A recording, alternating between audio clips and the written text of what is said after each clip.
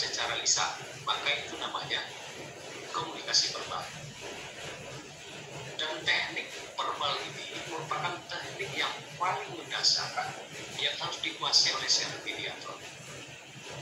Mediator yang mumpuni mampu mengaplikasikan berbagai teknik verbal dalam memandu para pihak dalam proses mediasi untuk mencapai kesepakatan terbaik.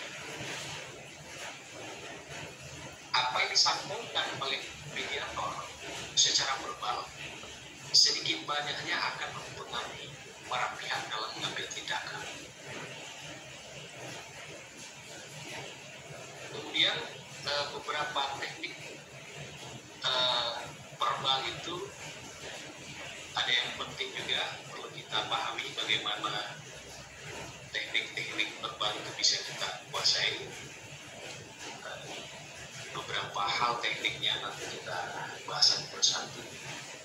Yang pasti ketika kita melakukan proses komunikasi secara lisan atau apa yang kita utarakan dalam proses mediasi itu disebut dengan komunikasi verbal. Kemudian ada lagi komunikasi nonverbal. Ini komunikasi dengan cara mengamati pihak yang bicara. Komunikasi nonverbal ini terbagi menjadi dua. Yang pertama visual, yang kedua suara. Jadi dalam komunikasi nonverbal, bagaimana kita seorang mediator bisa untuk melihat, mendengar, mengamati, memperhatikan eye kontaknya kayak mana ketika pihak itu berbicara. Maka kita menggunakan di situ kemampuan komunikasi nonverbal. Lanjut. Kemudian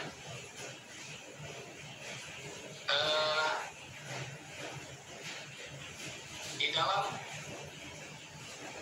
sebelumnya dulu berarti dulu sedikit ya. Dalam komunikasi verbal itu kita akan dituntut untuk bisa memahami skill-skill ya komunikasi verbal. Apakah dengan teknik bertanya atau dengan menggali lebih dalam atau dengan melakukan parafrase atau melontarkan kembali pertanyaan, menghubungkan kembali pernyataan atau memberikan dukungan positif, melibatkan pihak yang pasif, mendorong cara pandang yang berbeda, menggeser perspektif, meringkas dan menjembatani. Dalam konteks bertanya misalnya, ya, salah satu keterampilan yang paling dasar yang juga harus dimiliki oleh seorang mediator adalah keterampilan bertanya yang tepat di saat yang tepat, guna membantu para pihak menjalani proses mediasi seperti yang bisa terjadi antara mediator dengan para pihak atau para pihak dengan antar para pihak, itu terkait dengan tukar pendapat, menentukan prioritas apa yang harus dibahas, ya, mengevaluasi pilihan pihak sehingga kesepakatan bisa dicapai. Jadi dalam konteks teknik bertanya itu, seorang mediator bisa menggunakan dua jenis pertanyaan. Yang pertama, pertanyaan terbuka.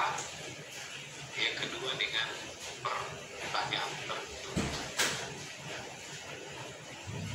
Untuk jenis pertanyaan terbuka, itu pertanyaan yang memang tidak dapat dijawab dengan ya atau tidak, ataupun tidak bisa dijawab dengan menjelaskan fakta. Pertanyaan terbuka itu mendorong para pihak untuk memberikan ide, memberikan pendapat, kemudian opini-opini mereka serta informasi. Oleh karenanya dalam mediasi kita sesungguhnya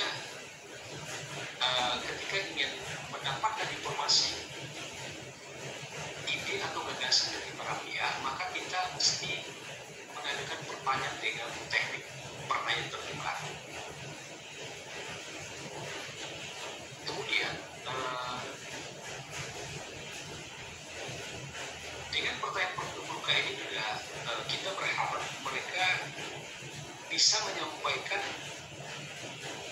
pendapat secara terbuka dan efektif dalam membahas sebuah isu yang ada,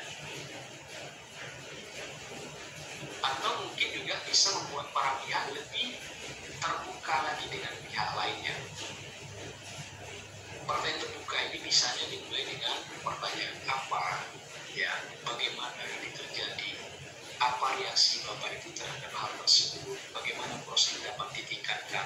Misalnya ketika pertanyaan dimulai dengan kata apa, bagaimana, siapa, dan mengapa, itu biasanya mereka akan cenderung memberikan informasi-informasi yang terbuka dan luas, sehingga kita dengan pertanyaan itu mampu memahami situasi dan kondisi yang ada. Kemudian pertanyaan terbuka ini juga memaksa para pihak ya dalam hal ini untuk berpikir bagaimana memang dia bisa untuk mengeksplorasi jawaban-jawaban dari pertanyaan kita ajukan kepadanya berkaitan dengan apa yang kita butuhkan dalam proses mediasi itu. Sementara pertanyaan tertutup itu digunakan hanya untuk menemukan fakta atau memandu para pihak untuk mencapai sebuah kesimpulan. Dan pertanyaan tertutup ini bersifat langsung, atau jawabannya hanya antara ya dan tidak, atau fakta saja. Jadi misalnya, apakah kita sudah membahas semuanya? Ya, jawabannya ya atau tidak, kan gitu ya. Jadi untuk menyimpulkan diskusi, memberi informasi tertentu, atau mengarahkan para pihak mencapai kesepakatan.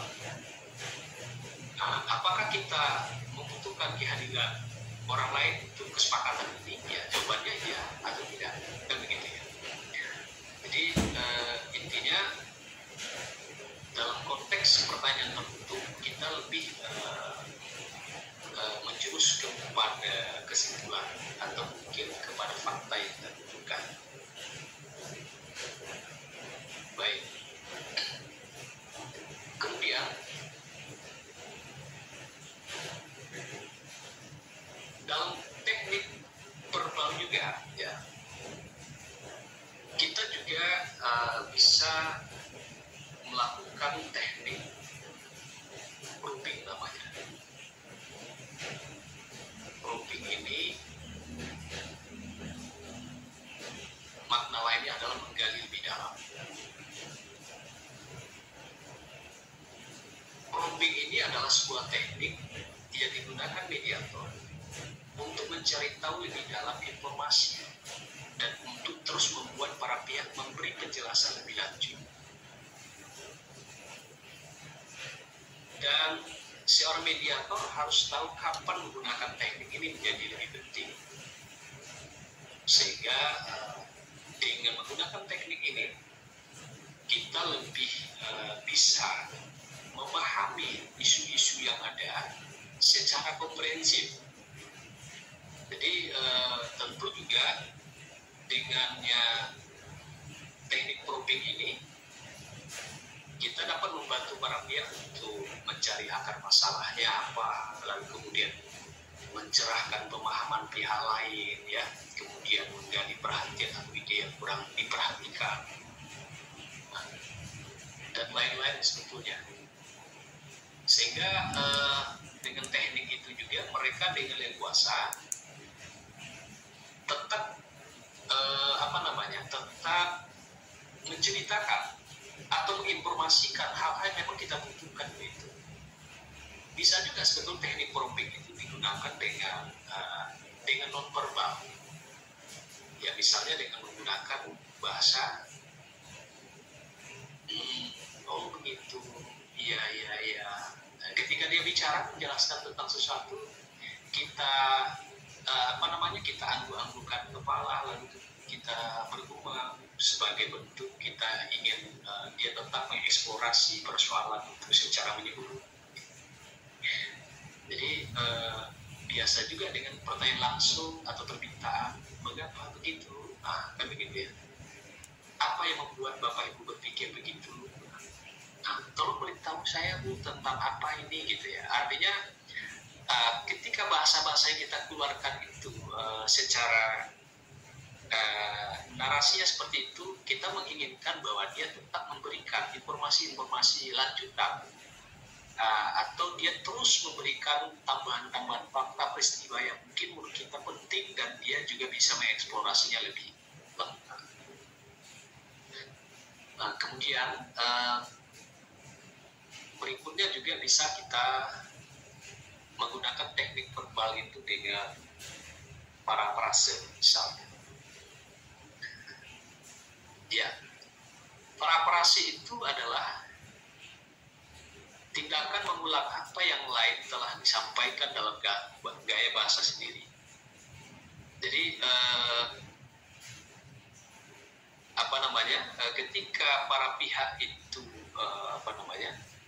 menyampaikan satu pernyataan dengan gaya bahasa dia, lalu kita buat parafrasenya, kita ulang lagi bahasa pihak itu, kita bungkus bahasa itu dengan gaya kita sendiri. Tujuannya apa? Menunjukkan bahwa mediator mengikuti dan mengerti pernyataan para pihak dan memastikan adanya pemahaman yang sama dengan si pembicara. Jadi ini juga memberikan kesempatan pihak lain untuk memastikan pemahaman mereka. Jika misalnya karena satu dan lain hal mediator tak mendengarkan pesan yang disampaikan satu pihak dengan baik, maka salah satu pihak tersebut dapat mengoreksi kesalahpahaman mediator. Jadi teknik ini juga sesuatu yang penting juga dikuasai oleh mediator dengan teknik parafrase. Misalnya begini, mari kita bahas Bapak Ibu, jika saya memahami dengan benar, Bapak tadi membicarakan tentang ini. Jadi kayaknya bahasa yang diungkapkan oleh mediator itu adalah mengulang bahasa yang sudah disampaikan oleh para pihak. Jika seandainya perulangan itu keliru, itu kan bisa untuk dikoreksi kembali oleh pihak lain atau mungkin si pembicaranya, dan juga bisa memberikan pemahaman kepada mereka bahwa mediator sesungguhnya mengikuti menyimak pembahasan yang sedang terjadi. Oke. Kemudian berikutnya bahwa kita juga harus bisa memiliki kemampuan teknik verbal itu dalam hal melontarkan kembali pertanyaan dan komentar, ya. Teknik ini adalah sebuah teknik yang tujuannya mendorong dialog antara para pihak dan menarik perhatian mereka jauh dari mediator. Sebagai contoh misalnya, saat ditanya oleh salah satu pihak, mediator melontarkan kembali pertanyaan, apa pendapat Bapak atau pihak lain tentang hal itu? Artinya ketika mediator ditanya oleh para pihak, mungkin barangkali bisa saja terjadi begitu, tetapi mediator tidak menjawab secara langsung pertanyaan itu, tetapi kemudian melontarkan kembali pertanyaan itu kepada pihak lain, antara penggugat dan tergugat misalnya, sehingga dengan teknik ini mendorong terjadinya dialog antara kedua belah pihak. Sehingga kalau kemudian itu bisa dilakukan, adanya komunikasi yang timbal balik antara para pihak memungkinkan mereka sampai pada titik solusi dan gagasan mereka sendiri. Berarti menghormati kemampuan dan pendapat mereka serta menciptakan lebih banyak kesepakatan. Jadi setidak-tidaknya itulah bagian dari tujuan daripada melontarkan kembali pertanyaan itu kepada para pihak supaya memang terjadi proses dialog yang lebih konstruktif. Kemudian kita juga bisa bicara tentang teknik verbal itu melibatkan pihak yang fasih besar. Dalam proses mediasi, sering juga kita temukan para pihak mereka tidak terlalu aktif di dalam proses dialog yang ada. Mereka lebih cenderung pendiam, ya kan? Kemudian tidak banyak komentar dan terlibat dalam proses diskusi yang ada. Mungkin barangkali kenapa mereka itu enggan berbicara, tentu mungkin ada alasan-alasannya. Mungkin bisa saja penyebabnya meyakini bahwa tidak ada yang perlu ia tambahkan dalam diskusi. Atau mungkin juga karena dia malu bersuara di hadapan pihak lawannya, misalnya begitu. Ada hal yang tidak mungkin untuk ikut berbicara tanpa ditanya. Ada juga orang yang begitu misalnya. Tidak memiliki apapun untuk disampaikan. Oleh karenanya, kita sebagai mediator tidak boleh membiarkan itu terjadi. Kalau sempat salah satu pihak tidak terlibat secara aktif dalam proses mediasi, tentu berat sebelahlah prosesnya. Oleh karenanya, mediator harus memainkan peranan kunci dalam mendorong semua pihak itu untuk berpartisipasi. Mediator harus memperhatikan siapa yang berpartisipasi dan siapa yang tidak. Kemudian dalam proses itu harus ada kesetaraan dan keseimbangan dalam partisipasi, sehingga memang mereka merasa diberikan ruang yang sama untuk menyampaikan pendapat atau bagaimana dia memberikan komentar-komentar opini terkait dengan solusi-solusi yang sedang kita bincangkan. Kemudian bagaimana caranya melibatkan pihak yang pasif itu? Ya, bisa kita gunakan pendekatan langsung. Ya, kemudian langsung saja kita minta pendapatnya terhadap apa yang sedang terjadi. Apakah komentar Bapak dengan apa yang sudah disampaikan oleh pihak penggugat misalnya, gitu ya. Jadi kita juga bisa merujuk kembali kepada komentar sebelumnya yang dibuat oleh pihak yang lebih pendiam, sehingga yang diam ini kemudian kembali berpendapat, begitu. Jadi kita harus jeli juga.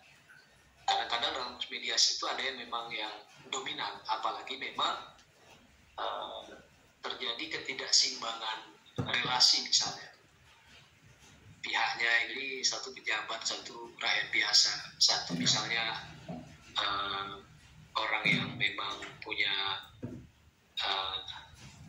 kemampuan, tapi yang satunya orang yang tidak berdaya, sehingga itu mempengaruhi mereka dalam memberikan pandangan, pendapat dalam proses mediasi yang tidak seimbang. Kemudian Bapak Ibu sekalian, teknik verbal yang juga bisa kita coba pahami adalah teknik verbal meringkas misalnya, meringkas ya. Meringkas itu adalah teknik yang penting juga membuat para pihak bisa fokus dan bisa digunakan untuk menghemat waktu dalam proses mediasi. Ketika proses mediasi itu berjalan dari waktu ke waktu, kemudian berjalan panjang, kadang-kadang memang mediator harus selalu membuat poin-poin tertentu ya, yang kemudian diringkas, dikembangkan, kemudian juga disampaikan rincian detailnya kepada para pihak, sehingga memang lebih fokus kita dengan pembahasannya, dan itu lebih memudahkan kita dalam menyelesaikan isu demi isu. Kemudian Bapak Ibu sekalian, kalau kita bicara tentang teknik non-verbal, sebetulnya verbal banyak sekali yang bisa kita coba pelajari. Tapi kemudian di dalam, selain daripada teknik verbal itu sendiri, juga memang seperti yang dikatakan tadi ada teknik non-verbal. Jadi kalau bicara tentang teknik non-verbal, jadi berkaitan dengan segala sesuatu yang terkait dengan apa yang seorang mediator lakukan, itu adalah teknik non-verbal. Teknik ini itu juga sama pentingnya dengan teknik verbal. Bahkan mungkin barangkali juga ada beberapa hal yang juga bisa lebih penting dari teknik verbal. Jadi kalau teknik non-verbal ini kita saat berbicara dengan orang lain, kita secara alami akan mendengarkan dengan semua indera yang kita miliki, tidak hanya dengan telinga, bahkan ya raut muka, ya pandangan mata, kemudian bisa kita memperhatikan hal-hal yang di luar apa yang diucapkan oleh lawan bicara, bagaimana gesturnya, ekspresi wajahnya, postur dan tinggi rendahnya suara, ya. Dari sana kita bisa menangkap pesan yang disampaikan. Oh, ini sedang marah, ini sedang sedih, ini sedang merajuk, ya. Kita bisa menangkapnya. Nah, dengan teknik ini sebetulnya kita lebih mudah juga untuk memfasilitasi proses mediasi. Kemudian komunikasi nonverbal ini dapat membantu rasa percaya pada para pihak, atau sebaliknya juga dapat menghilangkan kepercayaan para pihak. Ada beberapa teknik nonverbal yang mungkin bisa kita pahami. Yang pertama, ketika kita menyimak secara aktif ketika para pihak berbicara. Jadi menyimak itu juga sebetulnya teknik. Ketika dia berbicara, kita simak, kita kayaknya memang mendengarkan dia bicara, maka dia kesannya dia akan merasa dihargai. Kemudian dia semakin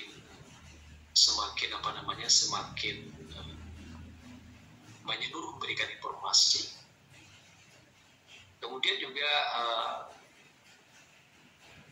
dengan suara, ya, bagaimana tinggi rendahnya suara, intonasinya kayak mana.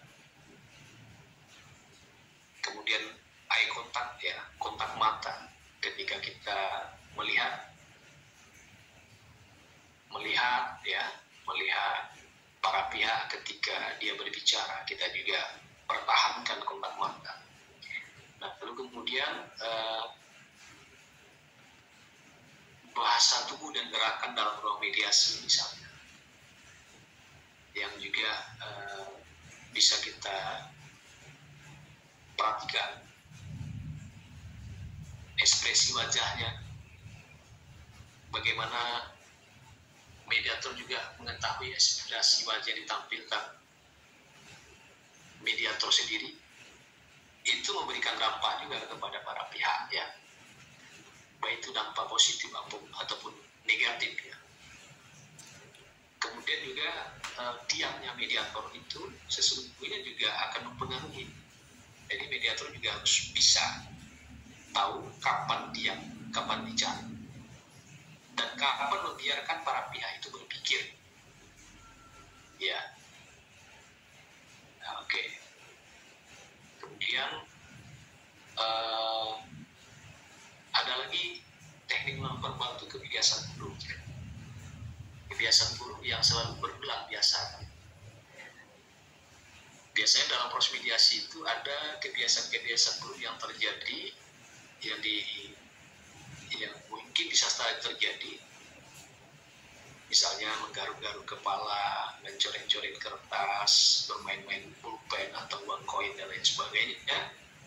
Ini kebiasaan ini kalau memang sering terjadi begitu di luar, terbawa-bawa ketika kita dalam proses mediasi, dan ini akan mempengaruhi juga sebetulnya, mengganggu jalannya mediasi itu. Oleh karenanya kita juga harus menghindari memegang pulpen, membunyi-bunyikan pulpen, kemudian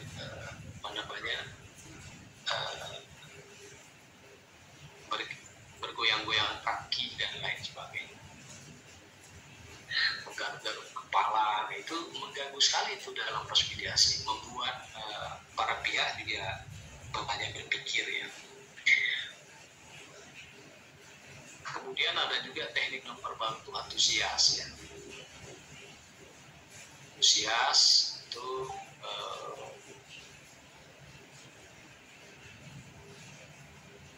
bagi mediator harus menunjukkan antusiasme ya, menularkan perasaan positif, kepercayaan diri dan keyakinan kepada para pihak bahwa mediator ini mampu melakukan sesuatu ini dengan baik, bahwa mediator ini punya kapasitas dan memiliki kompetensi untuk membantu mereka agar masalah yang mereka sedang hadapi ini bisa diselesaikan.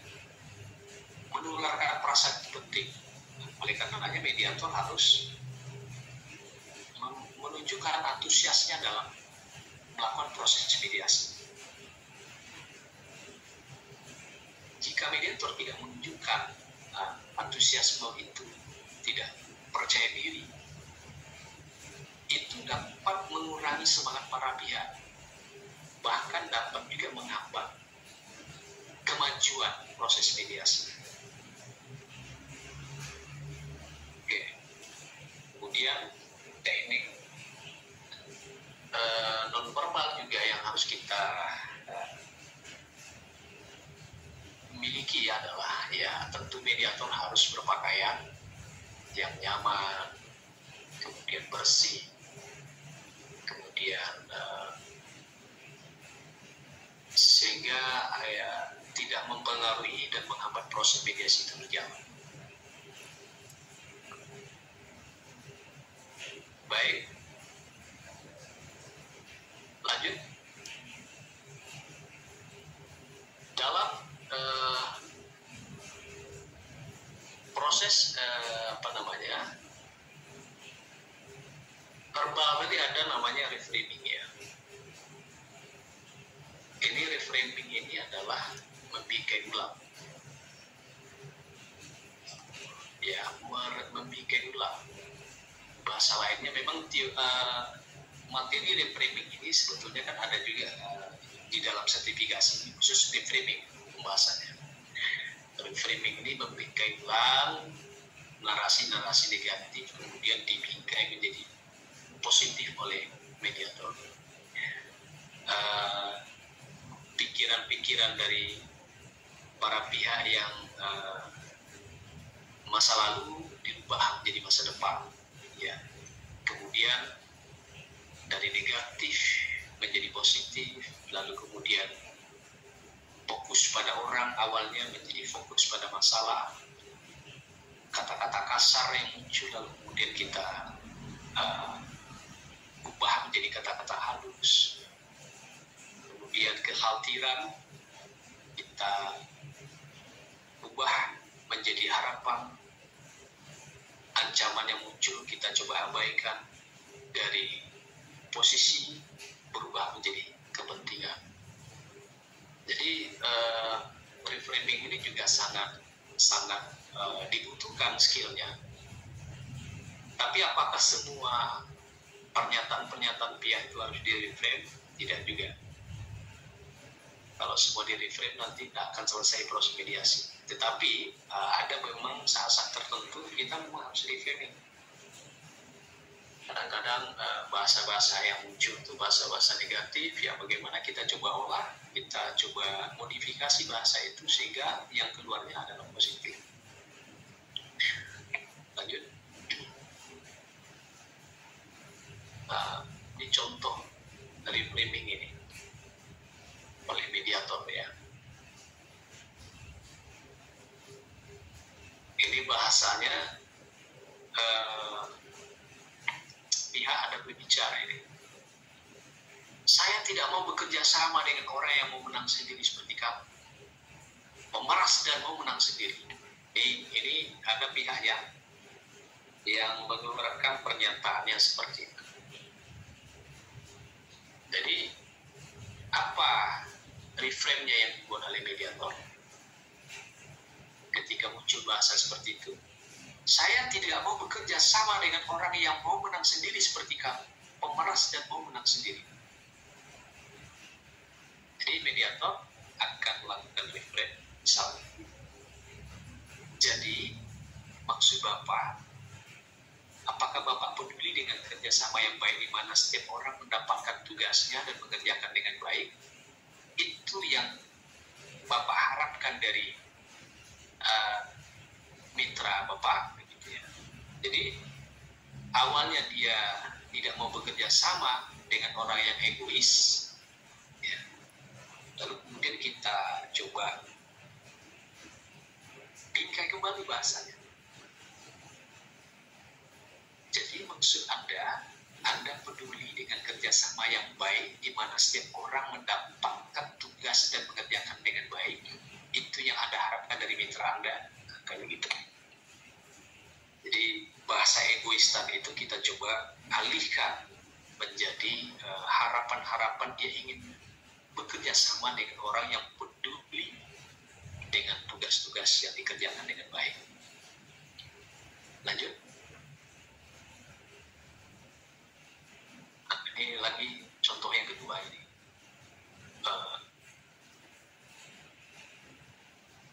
Dasar perempuan tidak tahu untung. Sudah cuma di rumah saja, masih juga mau ambil anak. Emang anak mau dikasih makan apa? Kan begitu ya, misal.